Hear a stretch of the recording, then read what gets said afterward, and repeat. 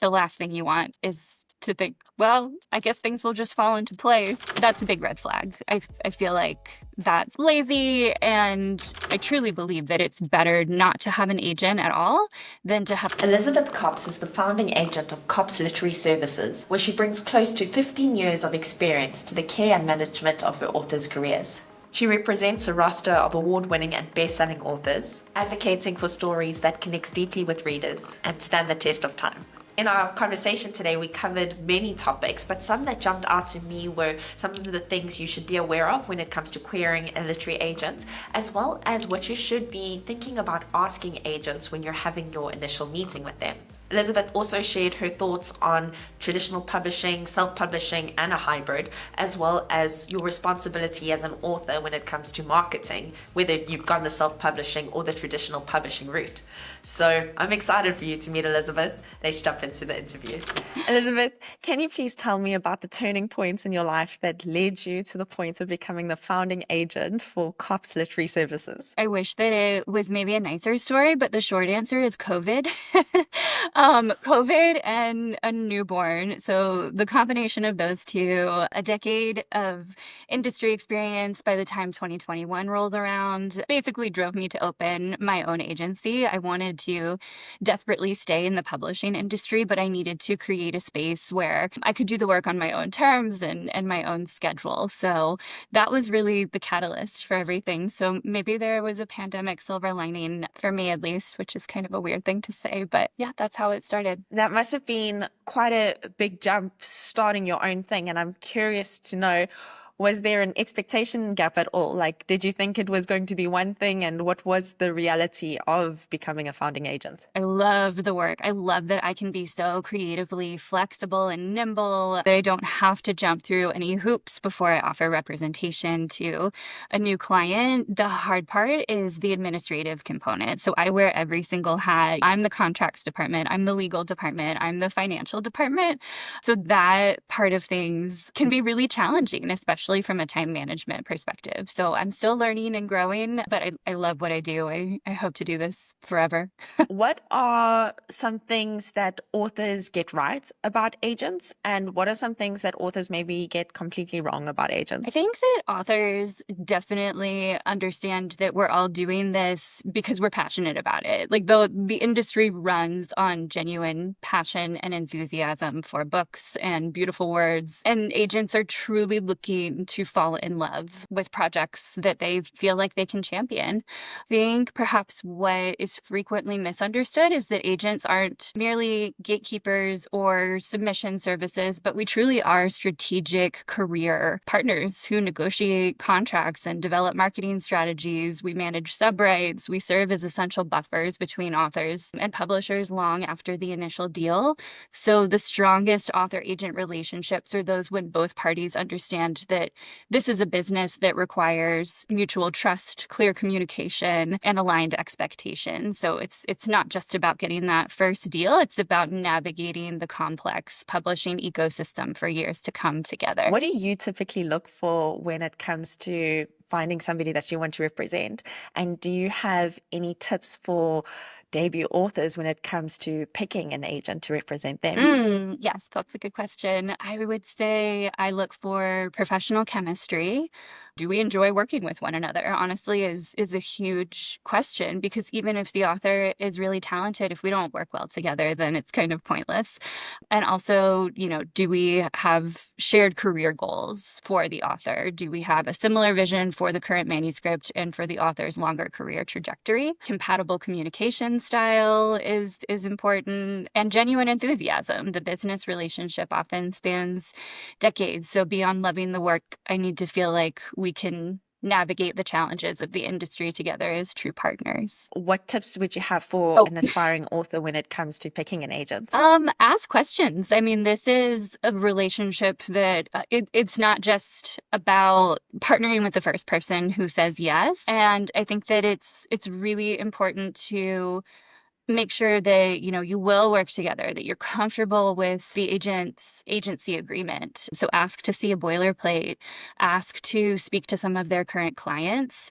Just make sure that you know as clearly as possible what you're getting into before you say yes. And I think people hear this a lot, but I truly believe that it's better not to have an agent at all than to have a bad fit. Out of curiosity, with regards to the experience that you've had, maybe interviewing prospective people that you're going to represent, were there any examples of great questions and were there any examples of bad questions? This is going to sound so cheesy. I really don't believe that they're bad questions because it is such a difficult industry to navigate. There's not a ton of information out there in terms of, step one, step two, step three. This is how you should go about the process. So I think it's really important that authors ask literally any question when they're talking to an agent to make sure that they have a clear understanding of the relationship.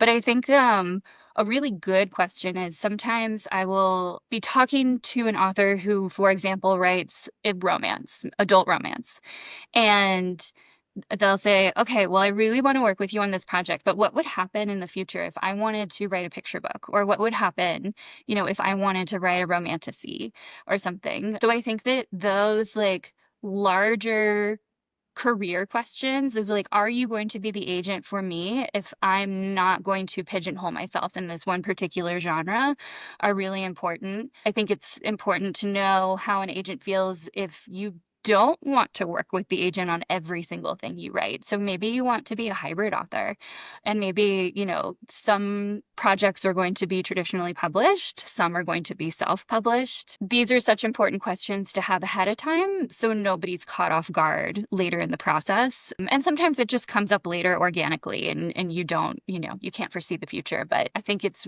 really important to know if an agent is there to kind of represent you holistically and, be there for your entire career and support you in the ways that you want to be supported, or if they have a very tunnel visioned way of well, if you're not writing fantasy, then I don't know what to do with you. So I think that can be really informative when making a Wow, decision. thank you for answering that. You've demystified a whole bunch of questions that I think people are curious about, but not really sure if you could ask that in an initial meeting. So thanks for I going mean, if there. you feel scared or uncomfortable to ask an agent something, especially when they're having the conversation of I'm offering you representation, that's such a red flag.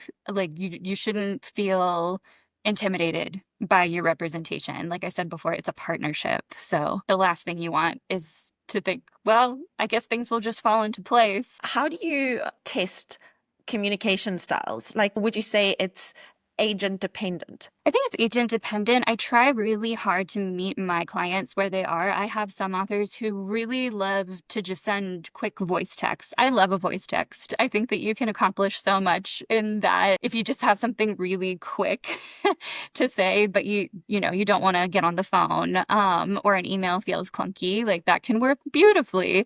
But I think whether it is text or email or phone call or a combination, I try really hard to learn my author's style, from the beginning, and while also setting my own boundaries because I don't want to be answering, texts 7 days a week, all hours of the day. Everyone's communication style is different. I think that it's just, again, important in that initial conversation to ask hey, how do you want me to communicate with you? How frequently? When would you like check-ins? If you are on submission, do you want me to send you passes from editors in real time, or do you want me to wait and hold those rejections and, give them to you kind of in a larger lump that you can digest later? So when I sign a new client, there's always that period of learning each other and seeing what works best. And usually it turns out just fine. What are 3 things that you would suggest a debut author does when they have completed the first draft of their book? Okay, I like this one. First, I would say step away.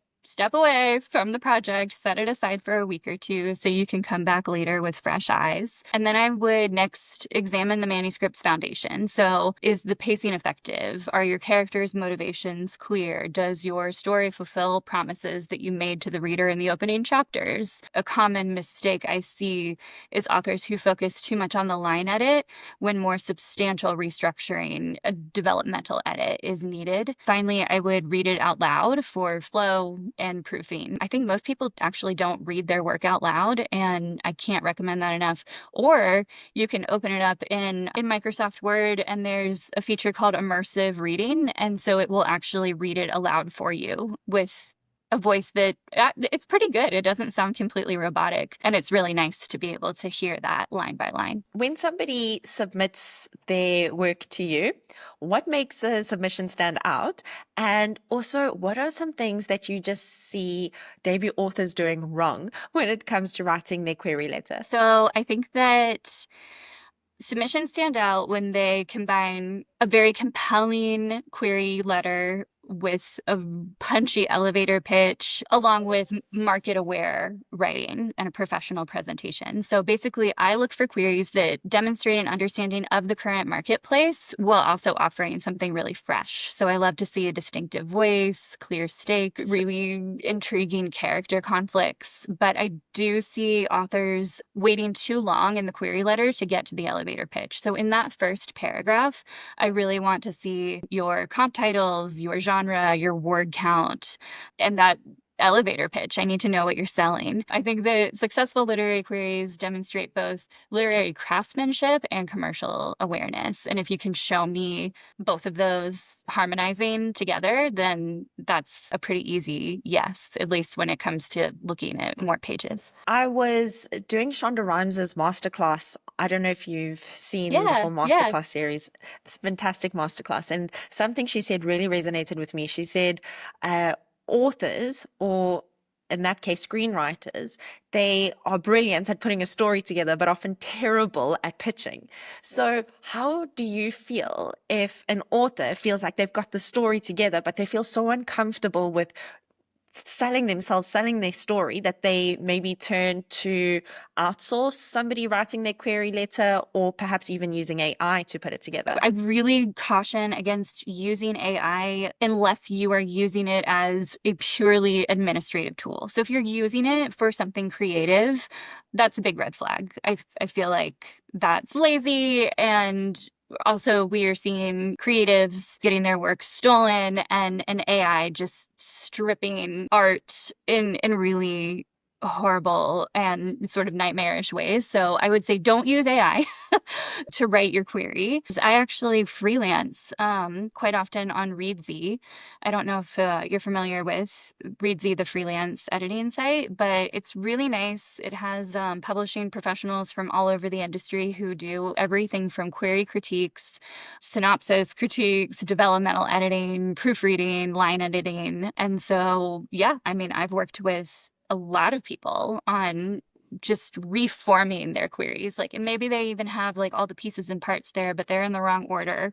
Usually what I see is the first paragraph that I mentioned with the comp titles, genre, word count, elevator pitch, that is a little messy.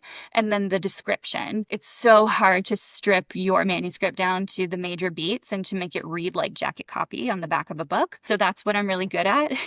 And I do that for my authors all the time, and writing pitch letters to editors. So yeah, I help authors do that, with the caveat that if I'm working with you in a freelance capacity, then I cannot consider you for representation with my agency. But people do that all the time, and I think sometimes it's really nice to be able to get that extra help if you're struggling in the query trenches. What are 3 things that you wish debut authors were aware of in the process of getting representation to finally having a book published? Patience is vital, because the process from signing with an agent to publication can take years. Like, you really do have to play the long game sometimes. And just because you sign with an agent does not mean that you're going to get a book deal immediately. Like, your agent should be working very, very hard to make that happen. But depending on what's happening in the larger industry, sometimes it could be anything from, oh, my vampire novel isn't trending like it was a few months ago, or publishers are just overwhelmed and they're not making as many offers. I guess the second is establishing those communication preferences very early in the process. Tell me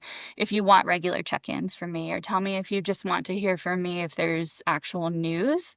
And then the third, I suppose, is flexibility. Publishing requires a lot of flexibility as your manuscript evolves and as you go through the process, especially if you're picked up by a traditional traditional publisher, it's really important to be open to feedback from a lot of different sources. A lot of hands are going to be on your project, and it won't feel like completely yours anymore. It's going to be out in the world for public consumption. But I think that success comes from trusting that everyone shares your goals and just creating the best possible book with strong market potential. And sometimes there can be conflict, and I never want my authors to feel like they have to be doormats in the process, and they can always say no if something is really bugging them. But I do think that trust and flexibility is important. So I just have two questions off of that. I want to go to patience second, but I want to go to your flexibility point first. So I actually interviewed an author who got representation, and then upon getting her book published, she was actually asked to cut a couple of characters.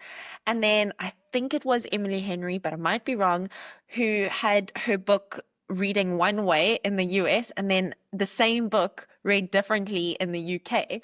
So I'm just curious, from your experience, how do you navigate that with authors, and what are authors typically like? Are they quite chilled about it, or is it author dependent? It's author dependent. I also think it depends on the editorial ask. I mean, if you are telling somebody, I want you to change X, Y, and Z, that really changes the heart of the story, that's a huge problem. But if it's something like, oh, I think this secondary character needs to go because it's slowing the pacing, and honestly, it's really not adding much to the overall narrative. And if they really, really push back on that because they think that they have a funny line, or, they just like the character, then that can be, problematic if, someone is just digging their heels in so tightly when it's pretty clear that the editorial suggestions are on point. But I don't really run into that ever. And usually, before I offer representation to somebody, I do like to have a conversation, an editorial conversation about, oh, before I put this book on submission, would you be willing to beef up this plot point? Or, I see a hole here, or like this character needs clarification. And if they come back and they say, oh yeah, no, I see what you're saying, even if the initial edits I suggest don't end up mirroring what the author gives me in a rewrite. I mean, my authors are smarter than me. And so a lot of times my job is to say, I don't think X, Y, and Z is working for these reasons. How do we fix it? And it's like a complicated math problem. Like, there's not just one way to fix a story. There's, a million ways to fix a story. And so a lot of times my author will say, oh, I didn't realize that was a problem until you pointed it out. And then I went back to the drawing board, and here, like, look what I'm giving you back. And it's always really great. So I think that's probably the very roundabout way of answering your question, is that a good editorial relationship means an editor is saying, I'm not rewriting this for you.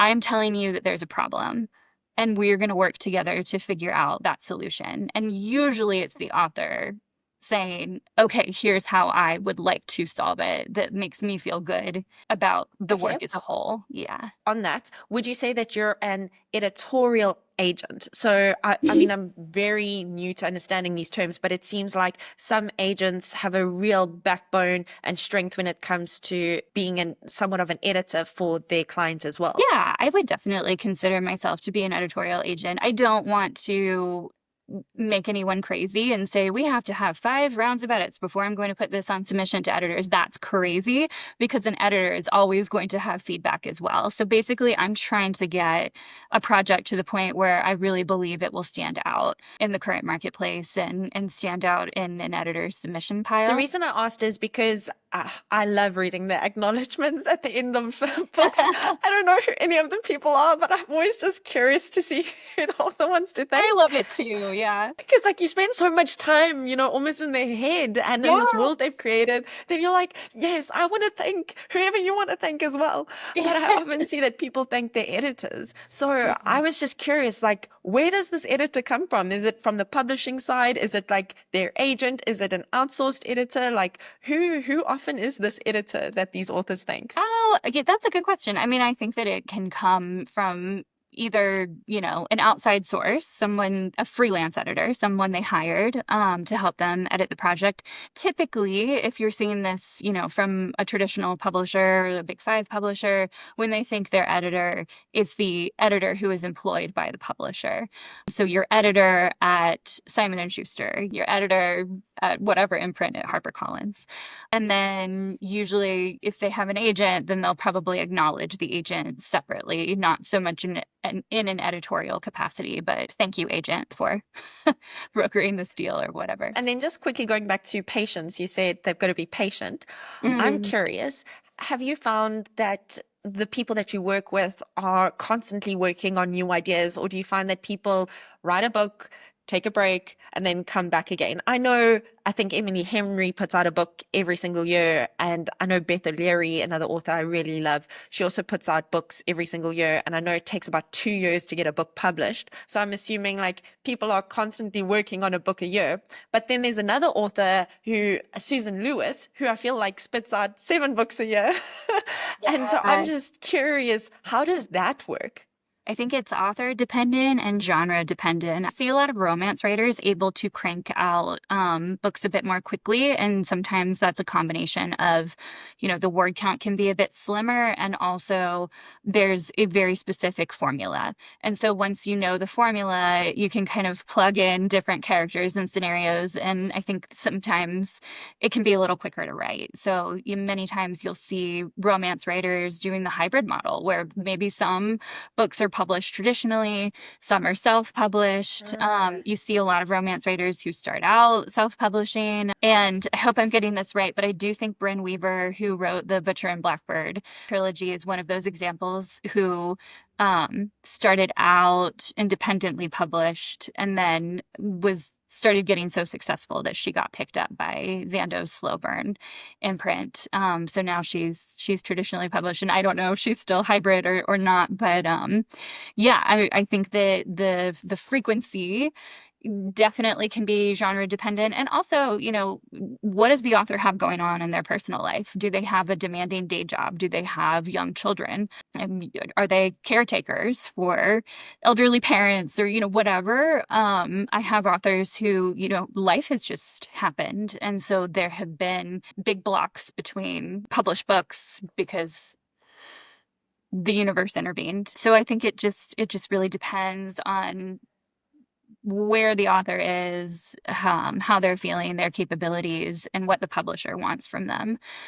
So many times, if you see like these big literary epics, maybe there's 2 or 3 years in between, publications, where more genre fiction, whether it's romance, crime, thriller, mystery, etc., can happen a little more quickly. I have this friend who's an amazing author, and she went about the journey of trying to get her book traditionally published. And I think she said she went through 2 rounds of trying to get her book out there, and then she decided to go the self-publishing route. Mhm. And I've read her book, and I loved it. I thought it was great. And I was like, how did no one pick this up? It's so good. So I'm curious whether you have any thoughts on whether there is a point where an author needs to give up on the dream of traditional publishing and go the self-publishing route, or if you have any thoughts on traditional publishing versus self-publishing. This is your stage. Yeah, okay. I mean, I think it's again, I'm probably going to sound like a broken record, but it's so author dependent, right? Everybody has wildly different goals and expectations. So, you know, I think every author at the beginning should ask themselves, for example, if I send out a certain amount of query letters, so if I send out 500 queries and I have not gotten a yes from an agent, which, to your point, many times has nothing to do with the quality or the caliber of the writing. Just for reference, I actually had to switch up my entire querying schedule where I'm only going to open 4 times a year now, seasonally, because I was getting so many submissions. The agency as a whole got something like a little over 6,000 submissions in the past year. It's crazy. And it's awesome that, it's a good problem to have, but I'm so happy so many people are out there, writing and creating, but I can only say yes to a fraction of those submissions. So I imagine, your friend was probably running in to that scenario. Many times the agents you want to query are closed at the time that you want to query them. So there's a whole slew of reasons why something is not getting picked up by an agency and why something is not getting picked up traditionally. So I think, if you hit a certain benchmark, again, going back to that, I sent 500 queries, I haven't gotten a yes. That might be the point, for some people to say, okay, I don't want to be in this slog anymore. I want to creatively control what happens next. And self-publishing could be a great option. Whether you are traditionally published or self-published, I think it takes equal amounts of work. Honestly, if you're self-published, it probably takes even more work because you are having to wear all of the hats in the publication process and make sure that, you have everything from a beautiful cover to understanding your distribution, being your, publicity person, your marketing person, all of the things like that takes a lot of time and effort and education in order to get to a point where you're not just going to be swallowed up in a sea of self-published books. I don't think either option is wrong. I don't think, waiting for a long time to try to get traditionally published is wrong, or waiting, after you send 50 queries. It's just completely about personal preference. I don't think that that's like a nail in the coffin by any means to say, well, I gave the traditional route a try. It didn't work out for me. You can always try with another project. Yeah. I hear you when you say that it's totally person dependent, because I haven't put my book out on submissions yet or queried it yet. But even if nobody picks it up, there's no way I'm going the self-publishing route. Like, I know my strengths, and it is not admin. Like, when my friend broke down everything that you have to do in the self-publishing game, I was just, when you look at someone and you just black out because there's just too much information. Yeah. Like, I'm just learning how to write a good book. Like, I don't have capacity for any more learning curves. Like, Oh my gosh, I the know. stuff she had to think about, font size and this thing and the cover, and oh my gosh, like, it's interesting, and I have all the respect in the world for people who go that way. But I just, I kind of want to play to my strengths, and it's just not that. However, I do want to ask you, because you mentioned marketing, and I know for self-publishing that's huge. Yeah. But I remember talking to an agent a while ago who mentioned that one of the things that she feels maybe authors don't understand about going the traditional publishing route is that you can't put all of the pressure on the publisher to do your marketing for you. So, do you have any thoughts on how an author who is going the traditional publishing route could maybe market their Yeah, book? I mean, I think social media really changed that game. And many times the publisher expects the author to step up and be their own best marketer, their own best publicist. And then the publisher kind of steps into a role of amplification rather than I'm, Ah, doing all of the work for you and you're amplifying. In an ideal world, it's a combination, but it is important to many publishers, especially if you write nonfiction, but fiction as well, to have a presence on at least one or two social media platforms where they can see that you're engaging with a potential audience and networking with people in your genre. So yeah, I've seen huge changes in the way that marketing and publicity works. I have some authors who have even decided I'm going to invest a portion of my advance into a third-party publicist. I have two authors right now who have done it or are currently going through that process. And so far, so good. I think that they've been able to get just more coverage opportunities that maybe because a lot of publishers, whether they're independent or big five, they have really small marketing and publicity departments and they are okay. understaffed, overwhelmed. They just don't have the bandwidth to do everything that an author could do for themselves, whether that's making a graphic Yeah. for a review that went up, like a little Canva graphic or whatever that they can post on their Instagram or Facebook or Blue Sky. I do see these third-party publicists being able to get a little bit more creative with local media as well, television or radio or, Ooh, different yes. outlets. course, radio. Why didn't I think of that? Can I Yeah. just interrupt you quickly? You mentioned Blue Sky. You're the second person this week who's mentioned Blue Sky. What is this? Is So this like Blue an American Sky. thing or, or what? Yeah, yeah. Well, okay, so after Twitter turned into X, many people left the platform. I would say that Twitter used to be such an important platform for publishing. Most everybody was on there. It was a really good networking tool. It was a place where you could get some just great real-time publishing news.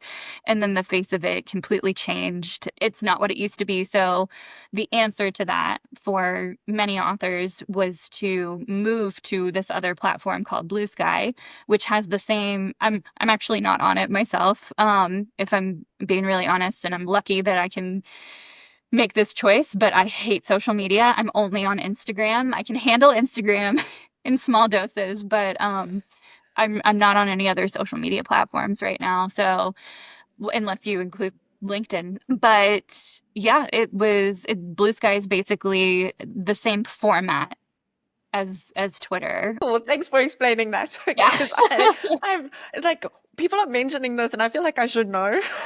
So Yeah. thank you for I mean, it's clarifying that. worth checking out. It's kind of similar to, Instagram's Threads. response to Twitter was Oh, Threads. So it's yeah. similar to Threads. Yeah. Final question. Oh, I'm so excited. I love this part. It's like my favorite part because I get to know what books make you happy or make you smile or have moved you. So could Oh, you tell love me that too. about three books that Oh my you gosh. just Okay. can't wait to recommend? The first book that I would recommend is the summer book. I always say it in my head is Tove Jansson. It might be Tove. It's Tove. I really should know this. She was the creator of the Moomin characters. This book, the summer book, it's this like slim little novella, and it's like the perfect balance of wisdom and wonder, and it's set on a remote Finnish island. It's about a relationship between a grandmother and her granddaughter after a family tragedy. It was written in the early 70s, and it has this like just really gorgeous atmospheric quality to it with some biting humor, and the relationship between the grandmother and the granddaughter is just absolutely heartwarming and something that I think about every day.